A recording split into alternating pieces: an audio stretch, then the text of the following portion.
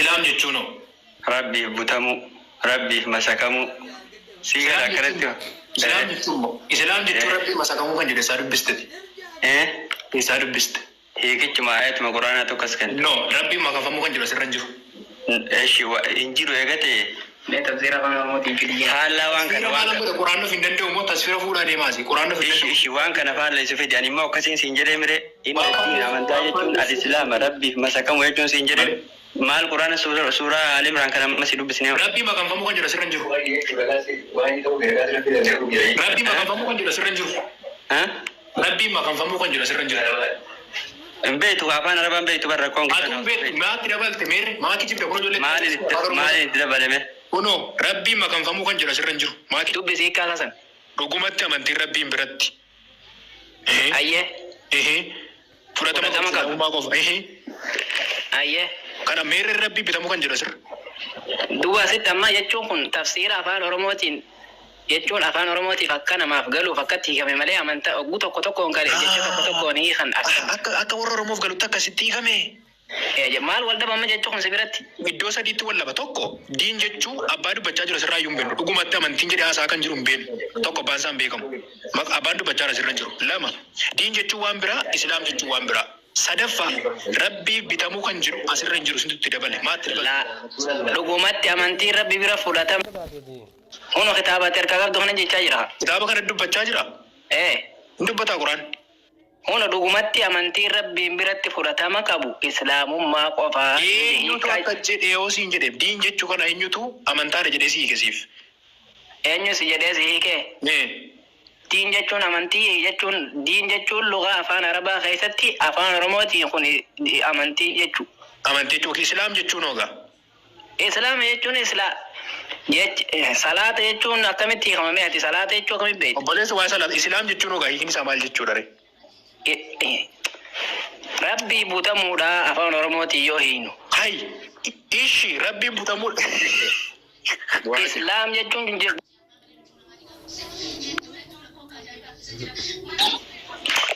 maal tokko sin jechaa jira amantii miti jechuu kaasirratti amma dubbisaa jirtu maali Koi. Dini. oye amma achirratti dubbisaa jirtu kun maali mee Koi Murad dhaggeeffadhu mee kana boodatti amantiin kee maal jedhu si gaafatanii amantiin koo diiniidha jedhi deebise malee islaama jettee hin deebise. la amantiin koo amantiidha jeetiin deebisa wal dabaabar hiika jechee asichaa jirtu wal diiga Diiniitu amantiidha itti bee. Diiniisitu amantiitti hiikkate waan ta'eef amantiin koo diiniidha jedhiiti deebisi. Malee osoo amma jechuun diin kee maali jaanii si gaafatanii islaamummaa jetta akkasii sirri Diin jechuun amantii jechuudha. إيش هذا وان مكان مسايو كريستيوني أمانتا وان جدو كان إسلامين وان جدو كان أجو قرآن الرارجد دمية كريستيانو ما أمانتا ركان جو كتابة كتاب بس. Gamma gaafa fudhataa jirru. Mee islaam jechuun rabbi bitamuudha jette. Namni waa barsiisu tokko namarraa illee ni fudhatanii gaafata malee. Gorsa kee hin deemu mana. Mata-duree mataa Gorsa kiyyaa maaliif hin deemne akka hawaasa si'eela taa'ee dhaggeeffatu. Dhaggeeffadhu gorsa kee hin deeman. Islaam. Jaldees. Kalaa kun arrabatti sokkee argitanii deebii dhabee bari. Quraan bakki si fiddan hundi gaaffis itti kaasa. Diin jechuun waan bira, islaam jechuun waan bira. Abbaanis irratti dhugumatti amantiin jedhee haasaa jiru abbaan isaan beekamu. Yoo Allah jedheette Allahaatu waa'ee amantii haasaa jechuudha. Garaagarummaa amantaa fi amantii illee dabaasan hin beekan hin jiru. yaa kan biraa jechuudha laa jechuun ammaa kanarratti jechi kun osoo jecha allaa ta'eera ta'e dhuguma amantiin ana biratti jechuu qaba ture malee rabbii birattiin jedhu amma laal jecha kana kan dubbataa yookaan nama quraana sana barreessitu haasaa jira quraana kana ofuma isaatii malee wanti allaa biraa dhufe yookiis wanti waaqa biraa dhufe hin jiru iddoo kanarratti dhugumatti amantiin ana biratti fudhatama qabu jedhee dubbachuu qaba ture garuu qaama biraatu amantiin allaa biratti akkuma nama fakkeenyaa fi jechi waajii biratti fudhatama qabu jedhee akkuma waa'ee waajii dubbadhu nama biraatu waa'ee allaa dubbataa jira jechuudha iddoo ammaa kanarratti malee jecha allaa miti jechi amma. Akkasi. Galatoom itti fufi ijoollee namni kun meena galchi jechaa ture. Gadda seenetu bu'ee.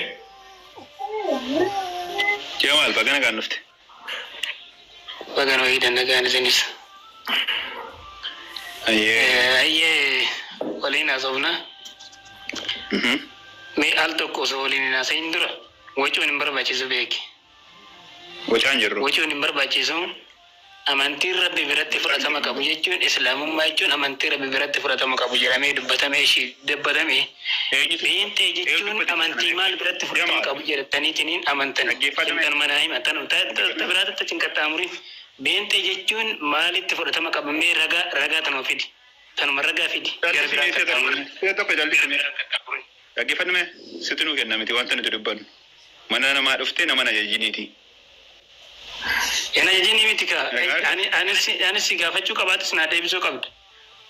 Waanso gara deebistee taamati gaaffii kaatan deebistee. bol jettu beekamsa dhaggeeffannaa iddootti deebitaanne. Mee dhaggeeffadhu waca inijiniitii dhaggeeffannaa namni sitti haasa'u. Eenyuudhaan amantaan rabbi biratti fudhatamtu jedhee haasaa jiru sun. Eenyuun akka jechaa jiru. Eenyuudhaan waa'ee rabbii haasaa jiru achirratti. Gaaffisitti kana deebisuu danda'u qabda jechuudha. Eenyuudha inni amantiin rabbii biratti fudhatamtu jedhee haasaa jiru kun. Eenyuun? Itiin qabin jecha rabbiiti. Jecha rabbiiti kun. Rabbitu rabbi lama jechuudha. Rabbi lama miti. Isin biratti lama malee rabbi biratti tokko jechuudha. Dhaga'i. Dhaggeeffadhu mana dubbatu murutti. Rabbitu waa'ee rabbii haasaa jechuudha. Dhaggeeffadha waan ni jedhu. Rabbitu maal jechaa jira? Amantiin rabbii biratti fudhatamtu jedhee haasaa jira jechuudha. Eenyuudha kan akka jedheennaa rabbi jedhe. Achirratti maal jechaa jira? Amantiin rabbii biratti fudhatamtu islaamummaadha jedhe rabbitu haasaa jechuudha. Rabbi lama. Dhaga'i. Rabbi nu bira lama miti. Isin biratti lama malee rabbi nu bira lama miti. Rabbi tokkocha nu gabbarru laal. Kaariqa tokkocha. Mees ilaali. Dhaga'i. Kaariqa tokkocha kan nu gabbarru. Nu tokkocha gabbarru malee rabbi lama miti. Ati kaaliqaan gabbartu waan tolu kana gabbartaa. Isa mayrama uume. Of keessaa ganna lamayni bokka Muhammad. Dhaggeeffadhu yeroo namni sitti haasa'u. Waa'ee uumamaa isaan jirru. Yeroo namni sitti haasa'u dhaggeeffadhu. Dhugumatti amantiin rabbii biratti fudhatamtu jedhee dubbachaa kan jiru eenyu? Miti raagaasi. Eenyuun akka jedhee haasaa jiru? Rabbi jedhee taanaan rabbi lama tasiri. Eenyuun akka jedhee haasaa jiru? Muyitii maal goota qabde muyitiin qabin. Raga. Getaa tafir. Jasti raasi bosin fayyadu kunis jiran. Uuma bakka isa akka sayyaanii erga taa'an tusiif hin galu bar. Bakka dhisi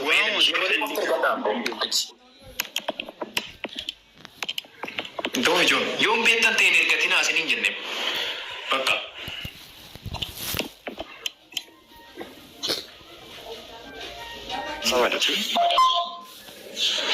Suuraa Faatihaa jechuudha miti. Aywa. Aywa qulu Allahu ahad.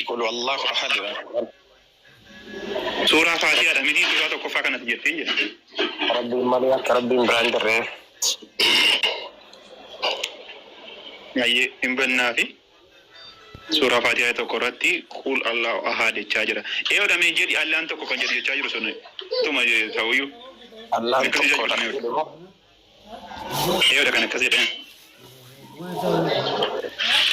Quraanni obboleessa akkasii galuu qabu beekte.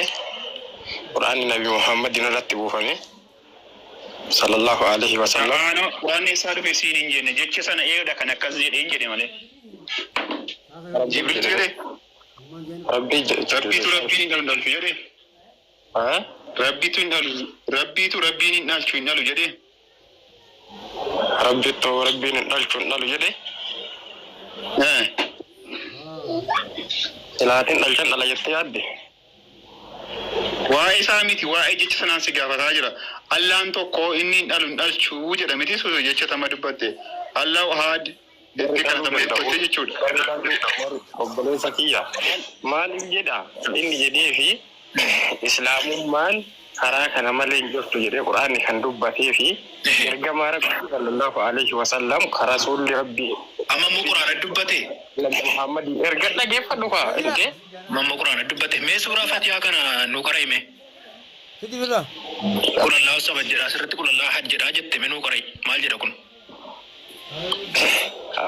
Quraanan si dubbisa dhageeffadhu kun dubbisi dubbisi kun afaan Arabaa dandeetta kan Oromoodhaan Arabaa miti dubbisi kunooti afaan Arabaatiin si dubbisa kunoo dubbisiitiin haayikee rakkoo maal qabare قل الله أحد الله الصمد لم يلد ولم يولد ولم يكن له كفوا أحد akka jedhaa kun Akkam jira siin fakkaata reefu. Akka jira reebii dubbisne. Bura tokkoffaa obboleessa waan dhaggeeffadha. Bure dubbisi. Isa sitti qabaa jiru kana dubbisi nu hiiki. Maal jedha jettee irra deebi'ee samma. Albaasee agarsiisa.